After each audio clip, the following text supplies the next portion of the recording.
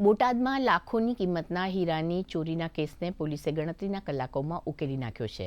Ahmedabad ગ્રામ્યના SP Omprakash જાટે જણાવ્યું હતું કે બોટાદ અને અમદાવાદ ગ્રામ્ય પોલીસે સંયુક્ત ઓપરેશન હાથ ધરી ગણતરીના કલાકોમાં 3 આરોપીઓને ઝડપી પાડ્યા છે. પોલીસે સીસીટીવી અને રિક્ષા ચાલકોની પૂછપરછના આધારે બાવળા રેલવે સ્ટેશન પરથી બચુ સાળમિયા, તેની પુત્રી સપના અને જમાઈને ચોરીના હીરા સાથે પકડી પાડ્યા હતા.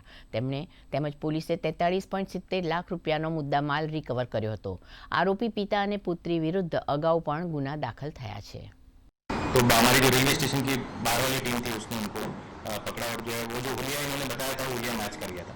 वो मैच करने के बाद इनसे पूछपरछ करी. पूछपरछ से इनसे मुद्दामाल रिकवर हुआ. मुद्दामाल 100% रिकवर हुआ जो भी लेके गए थे.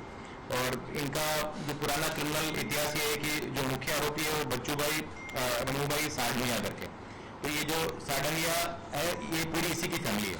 मतलब एक आरोपी उसकी बेटी है और एक आरोपी उसका जमाई है. मतलब तो ये 3 लोगों का ये गैंग था और ये तीनों के ऊपर पहले से भी गुना रजिस्टर्ड है.